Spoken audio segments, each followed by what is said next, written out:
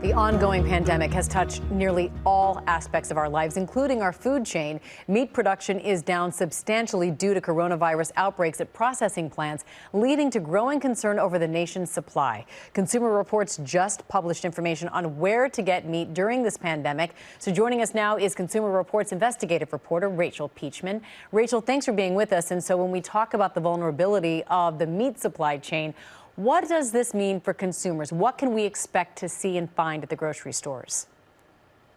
Sure. Well, consumers are experiencing limits on their meat purchasing options and perhaps some increases in price simply because there's a bottleneck at the meat processing plants where there have been severe COVID-19 outbreaks.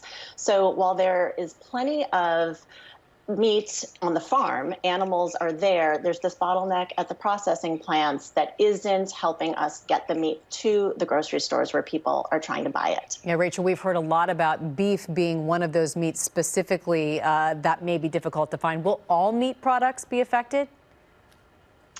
At this point, all meat products seem to be affected. Production in general of meat is down about 35% right now.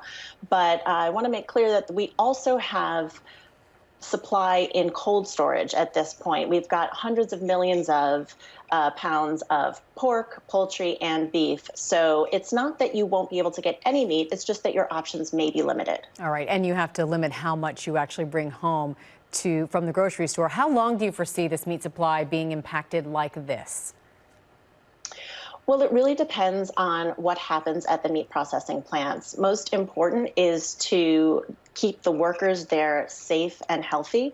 If the meat processing plants don't have safety protocols in place, then the meat production could slow even further. So it's most important to open up safely and scale up in a way that allows workers to stay safe and produce meat in a way that keeps production going. All right. How about just giving us some quick tips for those of us who may be having a hard time finding meat at the supermarket? I know it can vary based on the day of the week I go to the supermarket. What can we do as consumers?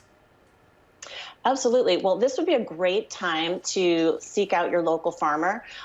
Smaller local farmers have been able to be really resilient and pivot. And instead of selling wholesale to restaurants or other bigger institutions, they are now offering options to consumers. So you might want to look at the National Sustainable Agriculture Coalition, which has a fantastic link where you can go state by state and see where a local farm may be offering consumer options. So you can find that also at cr.org/meat supply.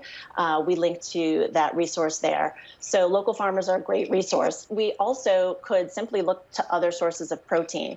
There's lots of great ways to get protein, and Americans tend to eat more meat than is actually, great for our health. So, beans, nuts, soy, veggie burgers, these are all great ways to get protein. We're not going to have no other food to eat. That's right. Good to remember. Rachel Peachman, thanks so much for joining us. We appreciate it. Thank you for having me. Hi, everyone. George Stephanopoulos here. Thanks for checking out the ABC News YouTube channel. If you'd like to get more videos, show highlights, and watch live event coverage, click on the right over here to subscribe to our channel. And don't forget to download the ABC News app for breaking news alerts. Thanks for watching.